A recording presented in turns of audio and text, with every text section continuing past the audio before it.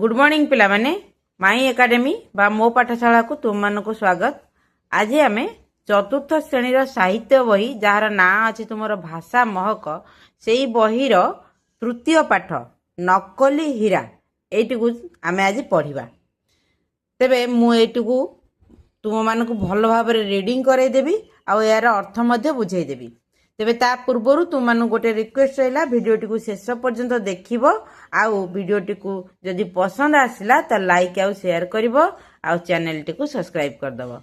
तुम माने ये विषयटी को शब्दार्थ तार अभ्यास प्रश्न उत्तर आउ जहाँ सब तुम अबुझा थिब कष्ट शब्दर अर्थ ए सबु जिनस मुझे भिडियो माध्यम तुम मान को जनइबी। तेणु भिडियोटी को शेष पर्यंत निश्चय देख। अधारू स्किप कले तुम्हें माने जानी परिबनी पाठटा पाठ पढ़िया हेल्ले पूरा भिडियोटी को तुम मान को देखा पड़ो बुझीपारच। तेणु भिडियोटी को शेष पर्यंत देख जोटी अबुझा रत कमेंट माध्यम जन पार किंतु सरल भाषा रे तुम मान को बुझा चेष्टा करी तुम मैंने निश्चित बुझीपर विषय वस्तुटी को। तेरे चल पाठ आरंभ करवा। ताले कौन देला पुराणा दिनर कथा। कोरापुटर जयपुर राज्य रे जने राजा थिले। से जने बुद्धिमान शासक थिले। कालक्रमे से बुढ़ा हो गले। निज पुओ को राजपदरे बसाइबा पाई इच्छा कले। तांको पुत्र को राज्य शासन रे सहायता करिबा पाई जने ज्ञानी तथा बुद्धिमान परामर्शदाता खोजिबा को मनस्थ कले। कारण राजा चाहुतिले तांको परे तांकर एकमात्र पुओ जने लोकप्रिय राजा भावरे ख्याति अर्जन करू। राजा दरबार रे मंत्री और पारिषद वर्ग उपस्थित रही थांती। राजा समस्त को संबोधन करी पचारिले मु तुम माननकु एक प्रश्न पचारिबा को चाहे। दयाकरी एहार स्पष्ट तथा ठीक उत्तर दियंतु। आपण माने कहंतु मु जने ज्ञानी और सचोट राजा की। तापर एपट चित्रटा कौन देछि चित्र सहित तुमको बुझेछि जेहेतु क्लास 4 छोट पिला तेणु तुम मान को चित्र सहित बुझेले तुम माने सहजरे बुझी परिबो। ये होचंती राजा। राजा ए कथाटा को कहउचंती। तापर एठी आउ जने किए कोन कहउछि सुनबा। निसंदेह महाराज आपणक परि सचोट और बुद्धिमान राजा आउ केई नाहांती कि ए लोक मान सब कहउचंती प्रजा माने कहउचंती। तापर राजा कौन कहते आपण मान उत्तर निमंते आपण को अनेक अनेक धन्यवाद। राजा सब तांको धन्यवाद जनाउछंती। ता परवर्ती कौन देछि राजा पारिषद मान उत्तर शुणी आनंद रे उपहार स्वरूप समस्त को गोटे गोटे हीरा मोहर प्रदान कले। ताले यही पेज रे कौन तुम माने जानिलो एटा गोटे गप नकली हीरा विषय रे गोटे कौन गप देछि गोटे पुराना दिनर कथा। माने पूर्वरु कोरापुट जानच आमर ओडिशार गोटे जिला कोरापुट जयपुर राज्य रे जने राजा थिला। कोरापुट जयपुर राज्य जयपुर राजा नट जयपुर गोटे राज्य नुहे जयपुर राजा जने थिले। आमर आगुरु जेहेतु राजा राजुड़ा शासन थिला तेणु जयपुर मध्य गोटे राज दरबार थिला सेठी राजा शासन करुथिले। कोरापुट जयपुर राज्य रे जने राजा थिले। वर्तमान तो जयपुर गोटे जिला कोरापुट भी गोटे जिला तेणु बर्तमान ये सब लिखार किसी कारण नथिला। हाँ ठीक अच्छी। कोरापुट जयपुर राज्य रे जने राजा थिले। से बहुत बुद्धिमान शासक थिले। तेणु सी दिने दिने धीरे धीरे से बुढ़ा हो गले। तेणु सी कहले जे मु तो बुढ़ा हो गले मु तो आ शासन करिपारिबिनी एणिकी मो पुओ को मु राजगादी बसैबी। से तेणु पुओ को राजा हवा पाइका बसैबा पाइका राजपदरे बसैबा पाइका इच्छा प्रकाश कले।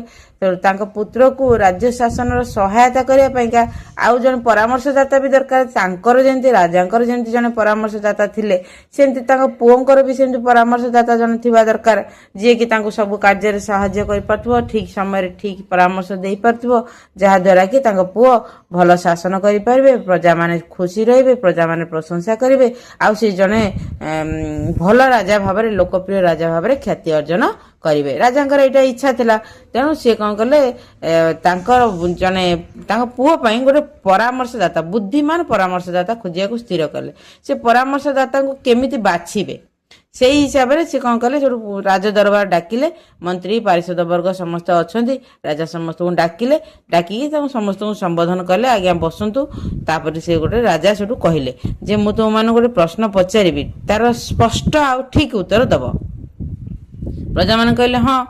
तेणु राजा सेठू कहले जे आपण माने कहतु मु जने ज्ञानी आ सचोट राजा की। से प्रश्न पचारे जहाँ कह स्पष्ट कह ठीक उत्तर कह तेणु डरबार ना कि ना निर्भय तुम्हें जहाँ तुम मन में आसूची तुम्हें ठीक उत्तरटा कह तुम्हें जहाँ भावुच से कह सेठू राजा कथा शुणिकी प्रजा माने जो मैंने पारिषद वर्ग थे सी हाथ जोड़ी कहले निसंदेह महाराज आपण परी सचोट बुद्धिमान राजा कई ना राजा जो कहते प्रजा मैंने कहे कि नाई आपण जड़े भल राजा नुहति लोकप्रिय राजा नुहति दयालु राजा नुहति कि ज्ञानी सचोट राजा नुहति बोली एमती कौन के सांगे सांगे राजा मुंड काट करदेवेनि तेणु पारिषद मान सीधा निसंदेह महाराज आपण परी सचोट और बुद्धिमान राजा कई नाहांती। तापर राजा पुणी कहले आपण मान उत्तर निमंते आपण को बहुत बहुत धन्यवाद। राजा सब समस्त धन्यवाद देले से राजा परिषद मानकर उत्तर शुणी आनंद रे उपहार स्वरूप गोटे गोटे हीरा मोहर देले सो समस्त गोटे गोटे हीरा मोहर देले उपहार स्वरूप राजा खुशी होगी समस्त जेहेतु प्रशंसा करे राजा तो राजा पारिषद मानकर उत्तर शुणिकी राजा समस्त को हीरा मोहर माने हीरार मुद्रा गोटे गोटे देले। ता परवर्ती पेज रे कौन देछि चलो देखिबा। एही समय रे राजा देखिले सबु पारिषद हीरा मोहर नहीं खुशी चली गले मात्र जड़े युवक चुपचाप गोटे पाखरे ठिया हो रही से देखले जे समस्ते तो चली गले गोटे पिला मान युवक जे कि से किसी न कही चुपचाप छिड़ा हला समस्ते हीरा मोहर नहीं कि चली गले किंतु गोटे युवक सी कौन कला छिड़ा हला चुपचाप। राजा पचारे तुम्हें कहीं चुपचाप ठिया होइछ तुमर उत्तर कौन ताहा कहले नहीं सेठू से युवक जनक कौन कले कहते महाराज समस्ते आपण को संतुष्ट करने को उत्तर देइछन्ति मात्र मोर उत्तर अलगा सेमानंक परी नुहे। से युवकटी कहूँ जे आपण को संतुष्ट करने आपण को खुशी करने आपण को डर रे भी प्रजा माने बा पारिषद माने आपण को प्रशंसा करके चली गले किंतु मोर उत्तर सेया नुहे मोर उत्तर किछि अलगा सेमानंक परी नुहे। सेठू से पुणी कहला महाराज आपण बुद्धिमान और सचोट अटंती एथिरे संदेह नहीं किंतु आपणक ठारू अधिक बुद्धिमान और सचोट राजा मध्य अछंती सेमाने मध्य आपणकठू श्रेष्ठ राजा। से युवकटी कहला आपण बुद्धिमान सचोट एथिरे किछि संदेह नहीं किंतु आपण समस्त ठारू बुद्धिमान समस्त ठारू सचोट सेईटा नुहे आपण ठारू आउरी अधिक बुद्धिमान अधिक सचोट राजा मध्य अछंती। राजा एक कथा सुनी कौन कहले देख तुमर उत्तर अलगा हेले भी मु शुणिबी तुम्हें आनंद रे प्रकाश कर। से कहले ठीक अच्छे तुम्हें जदि अलगा उत्तर किसी करने को चाहूच ताले कुह मोर किसी माने मते न डरिकी तुम्हें निर्द्वंद रे कुह मु तुम कथा शुणिबी। सेठू तापरे युवक जनक जेतळे ए कथाटी कहिला जे महाराज आपण बुद्धिमान और सचोट अटंती एथिरे संदेह नहीं किंतु आपण ठारू बुद्धिमान आउ आपण ठारू सचोट राजा मध्य अछंती। तापर राजा कौन कले ना मु तुमर उत्तर शुणी बहुत खुशी हेली एबे तुम हीरा नियो। राजा समस्त को हीरा देइथिले समस्ते उत्तर कहले गोटे गोटे जन जन की प्रशंसा कले राजा समस्त गोटे गोटे हीरा देले किंतु ए पिलाटी नहीं नथिला कि उत्तर कहि नथिला तेनु से ताकू जेतळे उत्तरटी कहला राजा ताकू भी गोटे हीरा देले। ता परदिन कौन हेची ना परदिन राजा दरबार रे बसी थांती पारिषद मान आसिकी कहिले जो पारिषद माने काली भी उपस्थित थिले राजांकर प्रश्नर उत्तर देइथिले आ राजांक ठारू हीरा भी नैथिले सेही पारिषद माने पुणी आसिले से कौन कहले महाराज आमे आपण को हीरा को नहीं जने हीरा दुकानी को देखाइबारु से जांच करी कहिला कि ए सब हीरा नकली अटे आपण आम सहित एपरी काहेकि कले।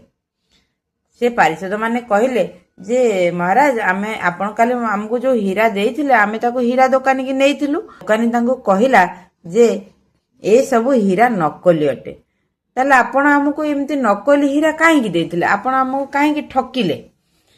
ता पर पेज रे कोन देछि देखिबा। राजा कहउचंदी अपेक्षा कर तुमर सब प्रश्नर उत्तर देउछि तुमे माने समस्ते मते संतुष्ट करिया पई भूल उत्तर देइछ सेथि पई तुमको नकली हीरा दिया जाइछि बुझी पारल। राजा तांको कहले जे तुमे माने मते संतुष्ट करिया पई मु तुम मानु कहितली मते मो प्रश्नर स्पष्ट आ ठीक उत्तर दब ଯାହା ତୁମେ ଭାବୁଛ ଉତ୍ତରଟା ହବ ବୋଲି ସେଇଟା ହିଁ ତମେ ଦବ, କିନ୍ତୁ ତମେ ମତେ ସନ୍ତୁଷ୍ଟ କରିବା ପାଇଁ ମିଛ କହିଛ, ସେଥିପାଇଁକା ତୁମକୁ ନକଲି ହୀରା ମିଳିଲା। ତାପରେ କଣ ହେଲା, କିନ୍ତୁ ଏଇ ଯୁବକ ମୋ ପ୍ରଶ୍ନର ଉପଯୁକ୍ତ ଉତ୍ତର ଦେଇଥିବାରୁ ତାକୁ ଅସଲି ହୀରା ମୁଁ ଦେଇଛି। ରାଜା ପୁଣି ସେ ଯୁବକକୁ ଦେଖେଇକିରି କହିଲେ ଯେ ଏ ଯୁବକ କିନ୍ତୁ ଠିକ ଉତ୍ତର ଦେଇଛି, ସେଥିପାଇଁ ମୁଁ ତାକୁ ଅସଲି ହୀରା ଦେଇଛି। ତାପରେ କଣ ଦେଇଛି, ସମସ୍ତେ ଜାଣି ରଖ ମୋ ଅନ୍ତେ ମୋ ପୁତ୍ରର ମୁଖ୍ୟ ପରାମର୍ଶଦାତା ଭାବେ ଏଇ ଯୁବକ ନିଯୁକ୍ତ ହେବେ। ରାଜାଙ୍କର ମୁଖ୍ୟ ଉଦ୍ଦେଶ୍ୟ କଣ ଥିଲା, ଯେ ତାଙ୍କ ପରେ ବର୍ତ୍ତମାନ ତାଙ୍କ ପୁଅକୁ ସେ ରାଜା କରାଇବେ, ଆଉ ତାଙ୍କ ପୁଅ ପାଇଁ ଜଣେ ଉପଯୁକ୍ତ ପରାମର୍ଶଦାତା ଦରକାର। ତେଣୁ ପରାମର୍ଶଦାତା ବୁଝିବା ପାଇଁ ସେ ଏଇ ସବୁ ନାଟକ କଲେ ବା ଏଇ ସବୁ ପ୍ରଶ୍ନ ପଚାରିଲେ, ଆଉ ଲୋକଙ୍କୁ ପାରିଷଦ ମାନଙ୍କୁ ହୀରା ଦେଲେ, ଏଇ ସବୁ ଯାହା ସବୁ ରାଜା କଲେ ଏଇଟା କେବଳ ତାଙ୍କ ପୁଅ ପାଇଁ ଗୋଟେ ଉପଯୁକ୍ତ ପରାମର୍ଶଦାତା ଖୋଜିବା ପାଇଁ। ତେଣୁ ସେ ସବୁ ସେଇଠି ଘୋଷଣା କଲେ ଯେ ମୁଁ ମୋର ପୁଅକୁ ରାଜା କରିବାକୁ ଚାହୁଁଛି, ଆଉ ମୋ ପୁଅର ପରାମର୍ଶଦାତା ଭାବରେ ଏଇ ଯୁବକଟିକୁ ମୁଁ ବାଛୁଛି। କ୍ଷମା କରନ୍ତୁ ମହାରାଜ, ଆମର ବଡ଼ ଭୁଲ ହେଇଗଲା, ଭବିଷ୍ୟତରେ ଏପରି ଭୁଲ କେବେ କରିବୁ ନାହିଁ। କୋଉମାନେ କହିଲେ ଏଟାକୁ? ପାରିଷଦ ମାନେ କହିଲେ ଯେ ଆମର ଭୁଲ ହେଇଗଲା, ଆମେ ଆଉ କେବେ ଏମିତି କରିବୁ ନାହିଁ। ତା ପରବର୍ତ୍ତୀ ପେଜରେ କଣ ଦେଇଛି ଚାଲ ଦେଖିବା। ସଚିତ୍ର ଗପଟିକୁ ତୁମମାନଙ୍କୁ ଦେଇଛି, ତେଣୁ ଭଲ ଲାଗୁଛି ପଢିବା ପାଇଁ। ପୁଣି ଏଠି ରାଜା କହୁଛନ୍ତି, ମୋତେ ଖୁସି କରିବାକୁ ତୁମେ ମାନେ ଭୁଲ ଉତ୍ତର ଦେଇ ସତ୍ୟଠାରୁ ଦୂରେଇ ଗଲ, ତୁମକୁ ତୁମ ପଦବୀରୁ ବରଖାସ୍ତ କରାଯିବ। ସେ କହିଲେ ଯେ ମୋତେ ସନ୍ତୁଷ୍ଟ କରିବା ପାଇଁ ତୁମମାନେ ମିଛ କହିଲ, ଭୁଲ ଉତ୍ତର ଦେଲ, ତେଣୁ ତୁମ ଯୋଉ ପଦବୀ ତୁମକୁ ଦିଆଯାଇଥିଲା ସେ ପଦବୀରୁ ତୁମମାନଙ୍କୁ ବରଖାସ୍ତ କରିଦିଆଯାଉଛି, ମାନେ କାଢି ଦିଆଯାଉଛି। ରାଜା ପୁଣି କହୁଛନ୍ତି, କର୍ମ ହିଁ ଭଗବାନ, ସତ୍ୟ, ଅହିଂସା, ସଚ୍ଚୋଟପଣିଆ ମଣିଷର ପରମ ଧର୍ମ, ସତ୍କର୍ମର ଫଳ ସର୍ବଦା ମିଠା ହୋଇଥାଏ। ରାଜା ପ୍ରଜା ପାରିଷଦ ମାନଙ୍କୁ ବୁଝେଇବାକୁ ଯାଇ କହୁଛନ୍ତି, ତୁମର କର୍ମ ହିଁ ତୁମର ଭଗବାନ। ଭଗବାନଙ୍କୁ କେହି ଦେଖି ନାହାନ୍ତି, କିନ୍ତୁ ଭଗବାନଙ୍କର ଆଶୀର୍ବାଦ ପାଇବାକୁ ହେଲେ, ଭଗବାନଙ୍କର କରୁଣା ପାଇବାକୁ ହେଲେ, ଭଗବାନଙ୍କ ସୃଷ୍ଟିରେ ନିଜକୁ ପ୍ରତିପାଦିତ କରିବାକୁ ହେଲେ ତୁମକୁ ସତ୍ୟ, ଅହିଂସା, ସଚ୍ଚୋଟପଣିଆ ମଣିଷର ପରମ ଧର୍ମ, ଏଇ ସବୁ ସଦ୍ଗୁଣର ଅଧିକାରୀ ହେବାକୁ ପଡିବ। ନିଜ କର୍ମକୁ ହିଁ ଭଗବାନ ବୋଲି ମାନିବାକୁ ପଡିବ। କର୍ମ କରିଚାଲ, ଫଳ ଉପରେ ଆଶା ରଖ ନାହିଁ, ଏଇଟା ଗୀତାରେ ଶ୍ରୀକୃଷ୍ଣ କହିଛନ୍ତି। ତେଣୁ ତାର ଅର୍ଥ ତୁମେ ଯୋଉଟା ସତ୍କର୍ମ ସେ ସତ୍କର୍ମ କରିଚାଲ, ଆଉ ସତ୍କର୍ମର ଫଳ ସର୍ବଦା ମିଠା ହୋଇଥାଏ। ତାର ଅର୍ଥ ତୁମେ ଯଦି କିଛି ଭଲ କାମ କରିଛ, ତୁମକୁ କଷ୍ଟ ସ୍ୱୀକାର କରିପାରେ, ଅସୁବିଧାର ସମ୍ମୁଖୀନ ହେଇପାର, କିନ୍ତୁ ତାର ଫଳାଫଳ ସବୁବେଳେ ମିଠା, ତାର ରେଜଲ୍ଟ ଶେଷରେ ତୁମେ ମାନେ ଭଲ ହିଁ ପାଇବ। ତେଣୁ କଷ୍ଟ କରିଥିଲେ ତ କୃଷ୍ଣ ପାଇବା ନା, ତେଣୁ ସତ୍କର୍ମ ପଥରେ ଗଲେ ଆମକୁ କଷ୍ଟ ପଡୁ ପଛେ ଆମେ କିନ୍ତୁ ସତ୍କର୍ମରୁ ବା ସତ୍ ପଥରୁ ଓହରି ଯିବା ନାହିଁ। ଏଇଟା ହଉଛି ପ୍ରକୃତ ମଣିଷର ପରିଚୟ। ତାପରେ ସେ ଯୁବକ ଜଣକ କହୁଛନ୍ତି, ଆଜ୍ଞା ମଣିମା କହିକି ନମସ୍କାର କରୁଛନ୍ତି। ତାପରେ ଏଠି କଣ ଦେଇଛି, ରାଜା ପୁଣି କହୁଛନ୍ତି ବୋଧେ, ମନେ ରଖ କର୍ମ ହିଁ ଭଗବାନ, ସତ୍କର୍ମ ସତ୍ ଚିନ୍ତା ମାନବ ଉନ୍ନତିର ମୂଳ ଆଧାର, ସଚ୍ଚୋଟପଣିଆ ହେଉଛି ମାନବିକତା, ତୋଷାମଦ କରିବା ଅନୁଚିତ, ତୁମମାନଙ୍କ ପ୍ରତ୍ୟେକ କାର୍ଯ୍ୟ ପ୍ରଜାମାନଙ୍କ ହିତ ପାଇଁ ହେବା ଉଚିତ। ସେ ପାରିଷଦ ମାନଙ୍କୁ ପୁଣି କହୁଛନ୍ତି ଯେ ମନେ ରଖ, ପୁଣି ସେ ଏକା କଥା କହୁଛନ୍ତି ଯେ କର୍ମ ହିଁ ଭଗବାନ, ସତ୍କର୍ମ ସତ୍ଚିନ୍ତା ମାନବ ଉନ୍ନତିର ମୂଳ ଆଧାର। ତୁମେ ଯଦି ସତ୍କର୍ମ କରୁଛ, ସତ୍ ପଥରେ ଚାଲୁଛ, ସତ୍ ଚିନ୍ତା କରୁଛ, ତାହେଲେ ତୁମେ ଭଗବାନଙ୍କର ଆଶୀର୍ବାଦ ସିଧାସଳଖ ପାଇପାରିବ, ଆଉ ତୁମ ଜୀବନର ଉନ୍ନତି ମଧ୍ୟ ହେଇପାରିବ। ତୁମକୁ ଲୋକମାନେ ଭଲ ପାଇବେ, ତୁମକୁ ଲୋକମାନେ ପ୍ରଶଂସା କରିବେ, ତୁମେ ଚାଲିଗଲେ ମଧ୍ୟ ଲୋକମାନେ ତୁମକୁ ମନେ ରଖିବେ। ସଚ୍ଚୋଟପଣିଆ ହେଉଛି ମାନବିକତା। ମାନବିକତା ହେଲେ ତୁମେ ଦୟାଳୁ, ଆଉ କ୍ଷମାଧାରୀ, ଆଉ ପରୋପକାରୀ, ସରଳ, ନିଷ୍ପାପ, ଏଇସବୁ ଗୁଣର ଅଧିକାରୀ ହବାକୁ ପଡିବ। ଏଇସବୁ ହଉଛି ମାନବିକତାର ଗୋଟିଏ ଗୋଟିଏ ପରିଚୟ। ତେଣୁ ତୁମେ ସଚ୍ଚୋଟ ହୁଅ, ସଚ୍ଚୋଟପଣିଆ ହେଉଛି ମାନବିକତା। ତୋଷାମଦ କରିବା, ଖୋସାମଦ କରିବା, କାହାକୁ ସନ୍ତୁଷ୍ଟ କରିବା ପାଇଁ ମିଛ କହିବା, ନିଜ କର୍ମ ପଥରୁ ଓହରି ଯିବା, ଏସବୁ କାର୍ଯ୍ୟ ମଣିଷ ଦ୍ୱାରା ଶୋଭା ପାଏ ନା। ଏହା ଦ୍ୱାରା ନିଜର କ୍ଷତି ହୁଏ, ନିଜ ରାଜ୍ୟର କ୍ଷତି ହୁଏ, ଲୋକମାନଙ୍କର ଆମେ ବିଶ୍ୱାସର ଯୋଗ୍ୟ ପାତ୍ର ହେଇପାରୁ ନାହିଁ।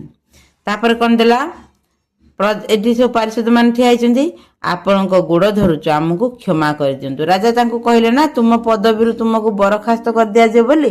ସିଏ ସେଠୁ ରାଜାଙ୍କ ଗୋଡ଼ ଧରି କହିଲେ ମହାରାଜ ଆମକୁ କ୍ଷମା କରିଦିଅ, ଆମେ ଆଉ ଏମିତି କେବେ ଭୁଲ କରିବୁନୁ, ନହେଲେ ଆମକୁ ଯଦି ବରଖାସ୍ତ କରିଦେବେ ଆମ ପିଲା ଛୁଆ ଆମ ସଂସାର କେମିତି ଚଳିବ।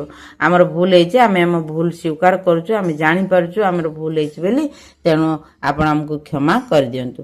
ରାଜା ନିଶ୍ଚିତ ଭାବରେ ଯେହେତୁ ଜଣେ ଭଲ ରାଜା, ସଚ୍ଚୋଟ ରାଜା, ଦୟାଳୁ ରାଜା, ସେ ନିଶ୍ଚିତ ଭାବରେ ପାରିଷଦ ମାନଙ୍କୁ କ୍ଷମା କରିଦେଇଥିବେ, କାରଣ ଆ ପରେ ଆଉ ତୁମର ଦେଇନି କିଛି। ବୁଝିପାରୁଛ?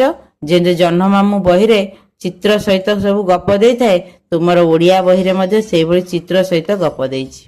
ବୁଝିପାରୁଛ? ତେଣୁ ଏସବୁ ଚିତ୍ର ଦେଖିକି ତୁମେ ମାନେ ଖୁସି ହବ। ଏମିତି କାର୍ଟୁନ ଚିତ୍ର ବି ବନେଇବ, ଯେଉଁମାନଙ୍କର ଭଲ ଚିତ୍ର ହୁଏ ସେମାନେ ବି ଚିତ୍ର ଦେଖିକି କାର୍ଟୁନ ଚିତ୍ର ବି ବନେଇଦେବେ। ବୁଝିପାରିଲ? ଏଇ ବିଷୟଟି ତୁମମାନଙ୍କୁ ମୁଁ ବୁଝେଇଦେଲି। ଏଥିରେ ଥିବା ଶବ୍ଦାର୍ଥ, କଠିନ ଶବ୍ଦର ଅର୍ଥ ଗୁଡ଼ିକ ମୁଁ ତୁମମାନଙ୍କୁ ଲେଖେଇଦେବି, ଆଉ ତାର ଅଭ୍ୟାସ ପ୍ରଶ୍ନ ଉତ୍ତର ଗୁଡ଼ିକ ମଧ୍ୟ ମୁଁ କରେଇଦେବି। ସେଗୁଡ଼ିକ ତୁମମାନେ ଲେଖିନିଅ, ଆଉ ତାକୁ ପରୀକ୍ଷାରେ ପଡ଼ିବ। ଯେହେତୁ ପ୍ରଶ୍ନ ଗୁଡ଼ିକର ଉତ୍ତର ତାକୁ ମନେ ରଖ। ଏଠି ଦେଇଛି ତୁମମାନଙ୍କର କେତେଟା ଶବ୍ଦ ଦେଇଛି, କଠିନ ଶବ୍ଦ।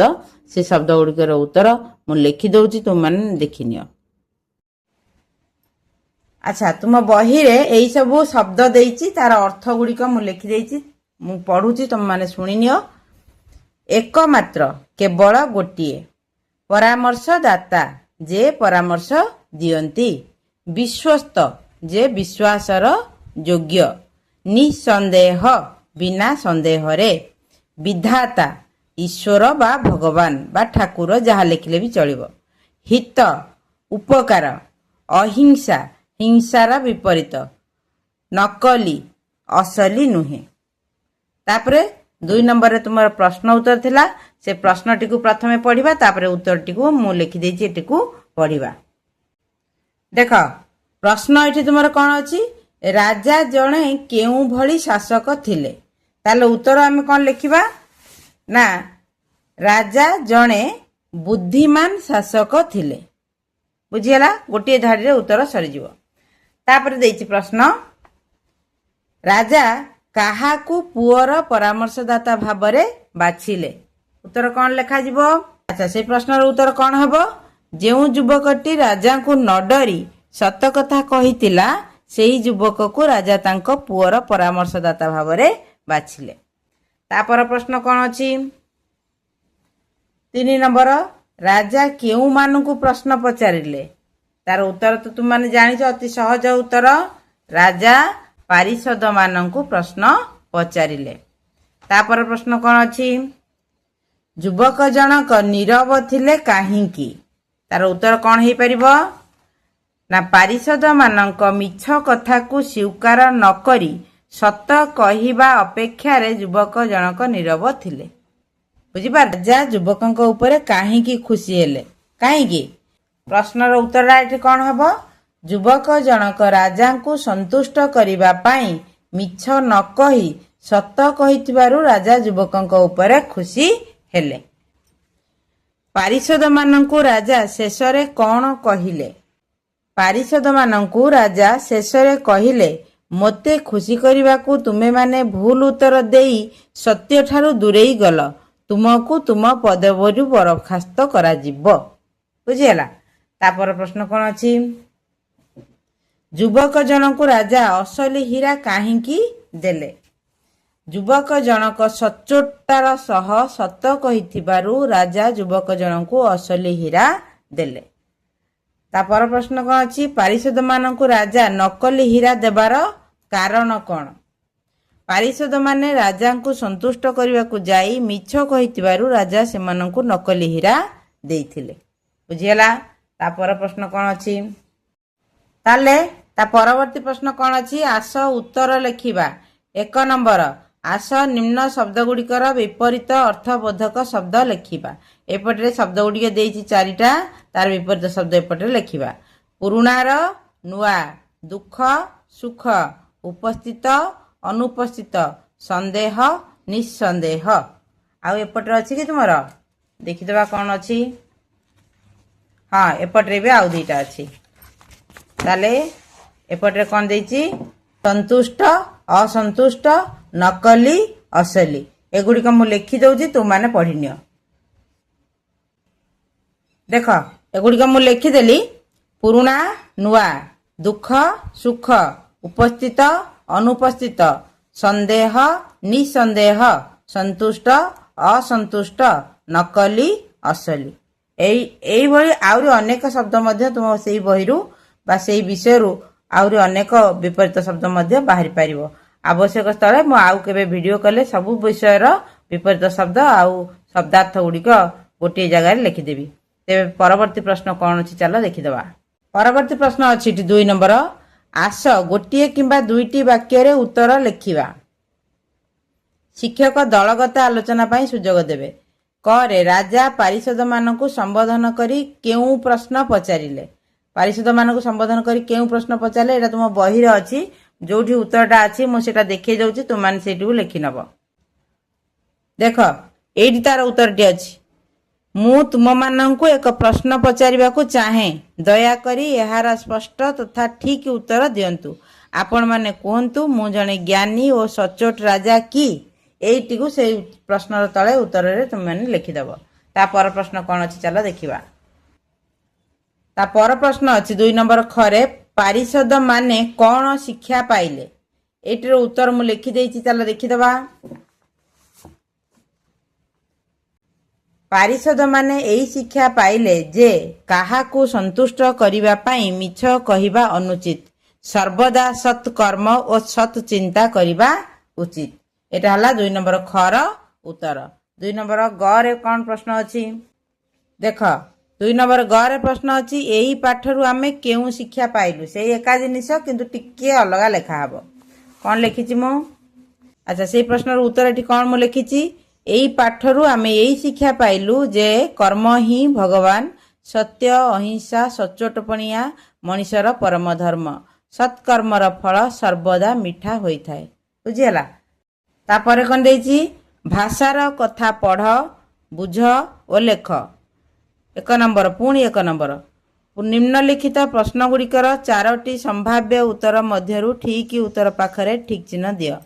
वृद्ध राजांकर केते जन पुओ थिले केते जन जणे 2 जन 3 जन केते जन जणे। राजा तांको पुओ पाई कोन खोजुथिले परामर्शदाता हाँ ना नहीं ये देछि रानी घर परामर्शदाता गुरु परामर्शदाता। तुमे काहे की चुपचाप छिड़ा होइछ उत्तर दियो। ए कथा किए कहिथिले ए कथा राजा कहिथिले। बुझिला युवकंकु राजा कहिथिले। ता पर प्रश्न कोन अछि महाराज आमको क्षमा करंतु आमर भूल होइछि ए कथा किए कहिथिले। ए कथा पारिषद माने कहिथिले। देछि राजा युवक पारिषद मंत्री एटा उत्तर हबो पारिषद। राजा असली सुना काहाकु देइथिले वृद्ध सेनापति पारिषद युवक युवक को असली सुना देइथिले। किए बड़ बलवान राजा मंत्री पारिषद वर्ग समय समय बड़ बलवान। बुझिला तापर पुणी 2 नंबर आस निम्न दिया जाइथिया शब्द गुडी को सेमानंकर उपयुक्त अर्थ सहित मेल करिबा। राजा नृपति पुआ पुत्र दिन दिवस आनंद खुशी। बुझिला तापर प्रश्न कोन देइछि आस चिंता करिबा ओ लेखिबा। पाठ्यरु 4टी चित्र निम्न रे दिया जाइछि आस सेमानक नाम लेखिबा। ये चित्रटा कहार राजांकर एटा पारिषद वर्ग ये हेले युवक आ एटा होछि सिंहासन। बुझिला तापर किछि तुमर अछि कि नै चलो देखिदबा। ना तापर आ किछि नाही जहा अछि तुमन सेउडको ओराल करिवो। ए भाषा महकर 4th श्रेणी भाषा महक पाठ 3 जोड़ा थिला नकली हीरा से विषयटुकु हम माने पढ़िले मु तार अर्थ मध्य बुझेई देली। गपटिए थिला सुंदर गपटिए थिला बुझिबार किछि असुविधा नाही। तेबे तार प्रश्न उत्तर मध्य तुम मानकु करई देली। कठिन शब्द जहा कि तुम अभ्यास रे थिला सेतिक मध्य करई देली। आशा करूछि तुम माने निश्चित बुझि पाथिबो बोली। जदि विषय वस्तुटिकु बुझि पारिथिबो आउ प्रश्न उत्तर गुड़िक सठिक भाव में पाई जाइथिबो ताहले वीडियोटी को तुम माने शेयर कर दबो लाइक कर दबो आउ चैनल टी को सब्सक्राइब कर दबो। आउ एक वीडियो रे पुणी तुम मान सहित देखा हबो आ गोटे विषय रे। से पर्यंत सुस्थ रुह सुरक्षित रुह आ सबुठार बड़ कथा हला प्रकृति की बंचई रखिबारे निजर अवदान दियो। रहुछि गॉड ब्लेस यू।